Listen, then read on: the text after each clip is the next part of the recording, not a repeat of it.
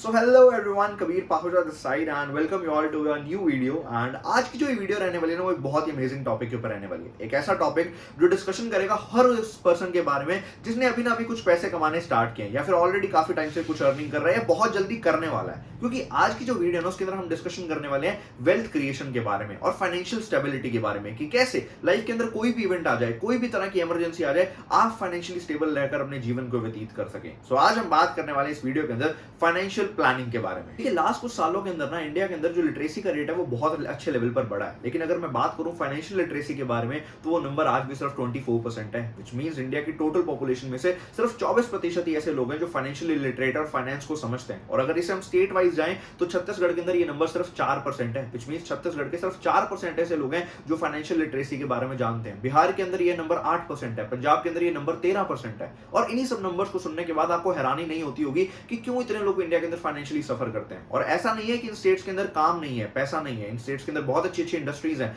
Multinational companies हैं, इन states के अंदर बहुत अच्छा एम्प्लॉयमेंट और लोग बहुत सारा पैसा कमा भी रहे हैं। लेकिन प्रॉब्लम यहां पर है कि ये लोग पैसा संभालना नहीं सीख रहे हैं, इनके पास फाइनेंशियल लिटरेसी नहीं है, एंड जिसकी वजह से वो लोग सफर करते हैं। एंड मेरी आज की वीडियो का पर्पस यही है कि मैं ज्यादा से ज्यादा लोगों तक पहुंचकर उनकी हेल्प कर पाऊं, जिससे वो एक फाइनेंशियली स्टेबल लाइफ ले सके। एंड इस वीडियो को स्टार्ट करने से पहले मैं एक रिक्वेस्ट करना चाहूंगा कि इस वीडियो को एक तो एंड तक देखना, एंड एक प्रॉमिस लेना चाहूंगा कि इस वीडियो को अगर आप देख रहे हैं तो सिर्फ सुनिएगा, समझिएगा मत, इस वीडियो को उतना ही इंप्लीमेंट भी करिएगा। क्योंकि यार, अगर आप इस एटीट्यूड से आ रहे हो कि इस वीडियो को कंप्लीट एंड तक देखा, उसके बाद ठीक है कभी कर लेंगे या टाइम मिलेगा तो, या फिर नेक्स्ट वीडियो के ऊपर चले गए, कुछ और एंटरटेनमेंट देखने लग गए, तो कोई भी फायदा नहीं है, ना मेरा इस वीडियो को बनाने का और ना ही आपका इस वीडियो को देखने का। तो एक रिक्वेस्ट है कि अगर आप अपनी लाइफ के अंदर फाइनेंसेस को लेकर सीरियस हैं और एक फाइनेंशियली स्टेबल लाइफ लेना चाहते हैं, तो इस वीडियो को एंड तक देखिएगा और जो जो स्टेप मैं आपको बताऊं उसे इंप्लीमेंट भी करिएगा। तो चलिए आज की वीडियो को शुरू करते हैं। देखिए, आज की वीडियो को हम 3 पार्ट्स में डिवाइड कर रखेंगे। First will be your emergencies, second will be your savings, और थर्ड पार्ट के अंदर हम जो बात करेंगे वो करेंगे इन्वेस्टमेंट्स। तो चलिए शुरुआत करते हैं हम सबके favourite and most interesting topic के साथ, दैट इज इंश्योरेंस।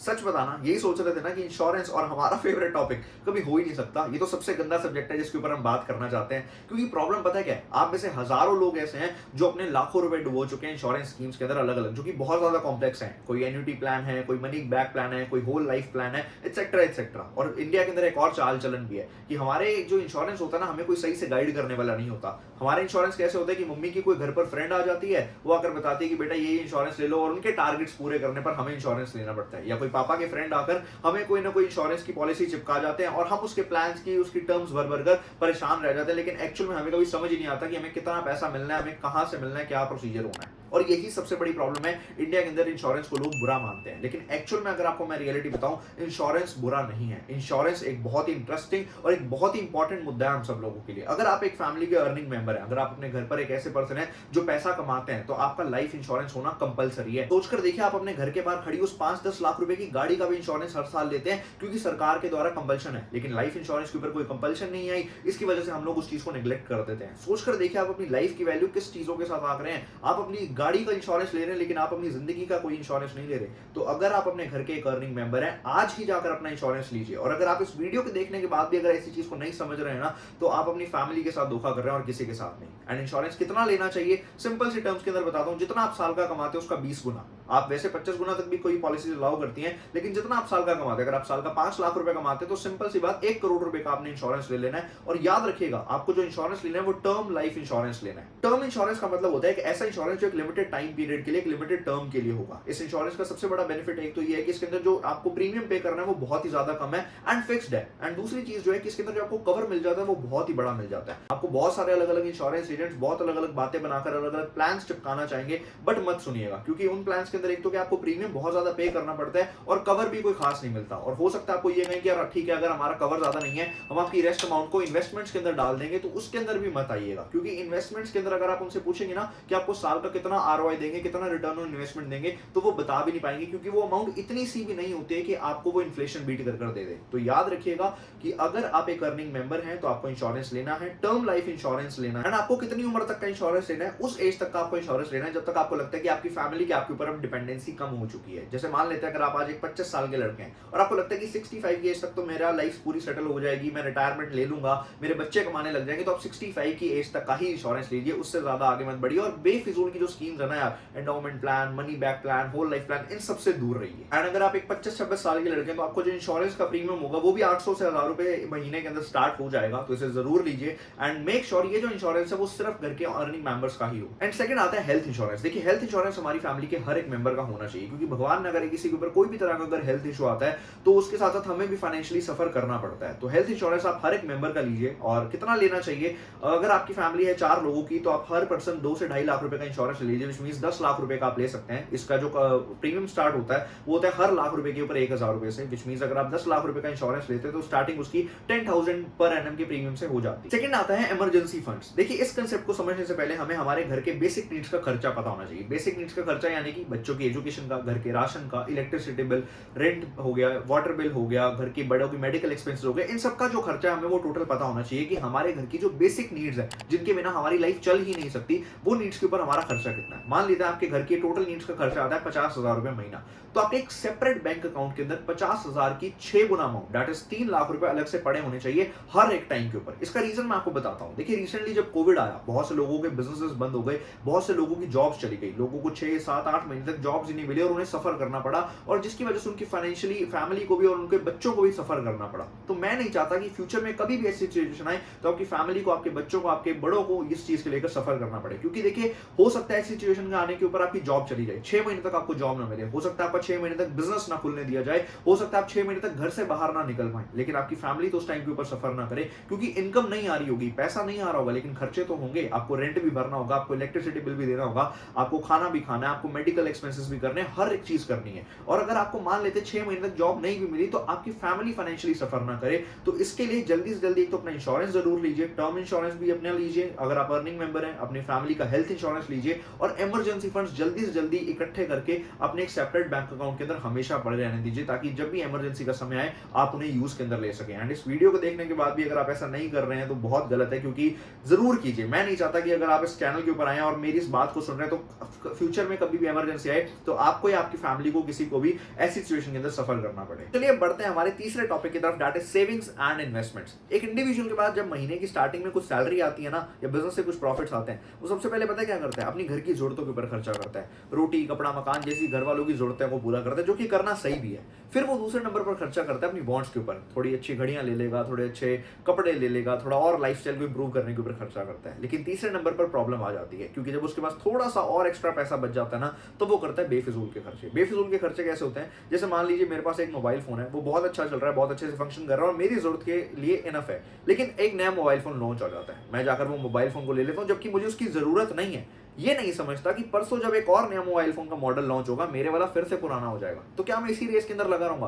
और इसी ट्रैप के अंदर बहुत से लोग फंस जाते हैं। दिक्कत ये नहीं है कि वो पैसा नहीं कमा रहे, दिक्कत ये कि वो पैसे को संभाल नहीं रहे हैं, उसे कहीं पर भी सेव नहीं कर रहे हैं, कहीं पर भी इन्वेस्ट नहीं कर रहे हैं। और ये रीजन पता है क्या इस चीज को करने का, इसका सिर्फ एक रीजन है, लोगों को दिखा सके कि हम लोग भी कुछ कर रहे हैं या हम लोग भी अपडेटेड हैं, और इसी भाग दौड़ के अंदर आप लोग फंस जाते हैं। मैं भी आपकी स्क्रीन के ऊपर 3 सबसे बेहतरीन लोगों की पिक्चर दिखा रहा हूं जिनको मैं बहुत मानता हूं, और ये तीनों में से किसी ने भी कोई महंगे सूट्स नहीं पहने हैं, तीनों में से किसी ने भी कोई गुच्ची की बेल्ट्स नहीं पहनी है, तीनों में से किसी ने भी कोई रॉलेक्स की घड़ियां नहीं पहनी है। और आपको मैं बता दूं कि ये तीनों लोग दुनिया के सबसे अमीर लोग हैं, ये दुनिया चलाना जानते हैं, इनके पास इतना पैसा आप सोच भी नहीं सकते। और अभी आप लोग सोच रहे होंगे कि यार इनके पास तो इतना पैसा इन्हें दिखाने की जरूरत क्या है। रीजन एक्चुअल में पता है क्या है, इनके पास इतना पैसा इसलिए क्योंकि इन्होंने कभी दिखाया नहीं, इन्होंने कभी शो ऑफ के ऊपर खर्चा करने की सोची ही नहीं, और यही रीजन है ये लोग इतने ज्यादा वेल्थ। अपनी सेविंग्स को लेकर, इन्वेस्टमेंट्स को लेकर थोड़े से सीरियस हुई है एंड पैसे को इन्वेस्ट करना, सेव करना स्टार्ट कीजिए। हर महीने जब भी कुछ पैसा आए उसमें सबसे पहले ना थोड़ा बहुत पैसा इन्वेस्टमेंट्स के नाम पर, सेविंग्स के नाम पर अलग से निकाल दीजिए। जिससे क्या होगा कि जो भी अब आपके पास पैसा होगा उससे आप सिर्फ अपनी नीड्स के ऊपर और वांट्स के ऊपर ही खर्च करेंगे, और बेफिजूल खर्चे की बजाय अपने एक इन्वेस्टमेंट पोर्टफोलियो को भी बना पाएंगे। तो आपने जो भी अमाउंट अपने दिमाग के अंदर डिसाइड किया अपनी सैलरी में से, अपने बिजनेस में से, कि हम इतना पैसा आज के बाद हर महीने इन्वेस्ट करेंगे,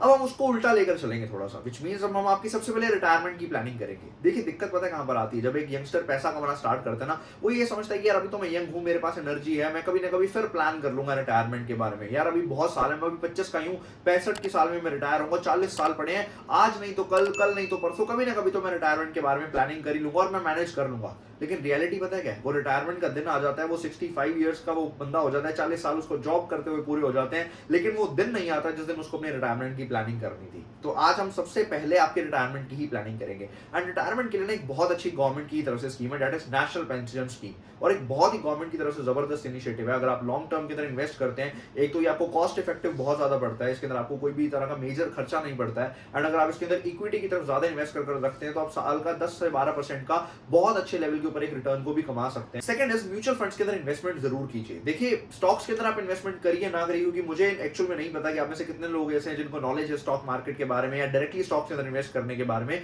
लेकिन म्यूचुअल फंड्स के अंदर इन्वेस्ट जरूर कीजिए। और अगर म्यूचुअल फंड्स के बारे में नहीं पता कि कैसे इन्वेस्ट करना है, तो मैंने एक वीडियो इससे पहले अपने चैनल के ऊपर बनाई थी, मैं उसका लिंक आपको इस डिस्क्रिप्शन के अंदर दे दूंगा, आप उसके ऊपर देख सकते हैं कि कैसे म्यूचुअल फंड्स के अंदर इन्वेस्ट करना स्टार्ट कर सकते हैं। और अगर आपको म्यूचुअल फंड्स के बारे में भी नॉलेज नहीं है कि कैसे उनके अंदर इन्वेस्ट किया जाए, तो सिंपल रखिए, निफ्टी और सेंसेक्स के इंडेक्स के अंदर इन्वेस्ट करना स्टार्ट कर दीजिए। इंडिया की टॉप कंपनीज के अंदर आपका पैसा इन्वेस्ट होगा, साल के 12 से लेकर 13% तक आप सालाना कमा लेंगे। और मैं ये समझ कर चल रहा हूं, आप ये पैसा तभी कमाएंगे जब आप लॉन्ग टर्म के अंदर इन्वेस्ट कर रहे हैं, राइट। और 12-13% अगर आप एनुअली कमाने लग जाते हैं, आप इसे अगर लॉन्ग टर्म के अंदर 20, 25, 30 साल के अंदर कैलकुलेट करते हैं, तो ये पैसा बहुत होता है। एंड थर्ड इज मेरी पर्सनल रिकमेंडेशन है आप सब लोगों को कि गोल्ड और प्रॉपर्टी के अंदर इन्वेस्टमेंट जरूर कीजिए। देखिए, ये दोनों ऐसी एसेट्स हैं जो हर इंसान के अच्छे और बुरे समय में काम आती हैं। और गोल्ड जो है वो बहुत ही लिक्विड एसेट है, तो आप उसे कभी भी बेचकर पैसा ले सकते हैं। प्रॉपर्टी के अंदर डेफिनेटली लिक्विडिटी इशू है, बट ये दोनों सबसे बेहतरीन assets. And gold and property जो है वो एक्चुअल में एक पर्सन की रियल एसेट्स होती हैं। आप गोल्ड के अंदर इन्वेस्ट करने के लिए फिजिकल गोल्ड भी ले सकते हैं, लेकिन आज हमारे पास एक बहुत अच्छा ऑप्शन भी है, that is sovereign gold bonds. ये भी हमारी गवर्नमेंट ऑफ इंडिया की तरफ से एक इनिशिएटिव है। इसके अंदर जो मिनिमम लॉक इन पीरियड होता है वो 5 साल का होता है, और आपको अप टू 2.5% तक का सालाना इंटरेस्ट भी मिल जाता है। एंड जब आप इसको रिडीम करते हैं तो आपको टैक्स बेनिफिट्स भी बहुत सारे हैं। एंड डेफिनेटली ये एक बहुत बहुत अच्छा ऑप्शन है गोल्ड के अंदर इन्वेस्ट करने का। और सरकारी स्कीम्स अगर हमारे पास आई है तो हम डेफिनेटली इनका बेनिफिट लें, और सेफ्टी का तो कोई इशू ही नहीं, क्योंकि ये गवर्नमेंट की तरफ से ही बैक्ड है।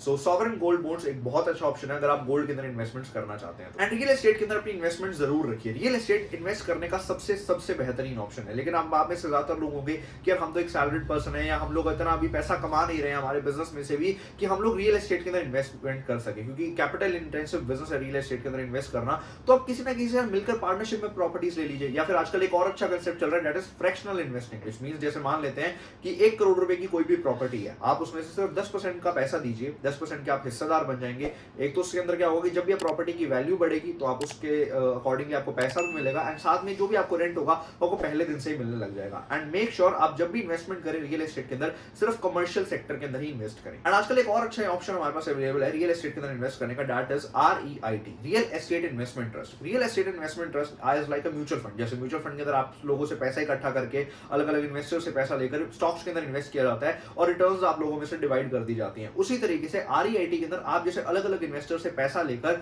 अलग अलग अच्छी ए ग्रेड कमर्शियल प्रॉपर्टीज के अंदर इन्वेस्ट किया जाता है, जिससे एक तो आपको पहले ही दिन से रेंट मिलने लग जाता है, एंड आपकी जो यूनिट्स हैं वो भी एक्सचेंज के ऊपर लिस्टेड रहती है। तो जब भी आपकी प्रॉपर्टी का प्राइस बढ़ता है, उन यूनिट्स की वैल्यू एप्रिशिएट होती है, और आप जब भी उनके अंदर चाहे अपनी प्रॉफिट बुकिंग कर निकल सकते हैं। एंड सेकंड जो सबसे इंपॉर्टेंट चीज है वो ये है कि REIT के अंदर जब आप इन्वेस्टमेंट्स करते हैं यूनिट्स के अंदर, तो आपको लिक्विडिटी का इशू नहीं रहता है। एंड मिनिमम जो ऑफर इनके स्टार्ट होते हैं वो 10,000 रुपए से शुरुआत हो जाती है। तो डेफिनेटली REIT के थ्रू इन्वेस्ट करना रियल एस्टेट के अंदर, अगर आप एक ऐसे निवेशक है जिनके पास अभी ज्यादा कैपिटल नहीं है लेकिन इन्वेस्टमेंट करना चाहते हैं, तो एक बहुत अच्छा ऑप्शन है। तो आज की वीडियो के लिए इतना ही। अपनी इन्वेस्टमेंट्स को स्टार्ट कीजिए, एंड इस वीडियो को जितने ज्यादा से ज्यादा लोगों को शेयर कर सकते हैं उन्हें शेयर कीजिए, ताकि हम फाइनेंशियल अवेयरनेस को बढ़ा सकें।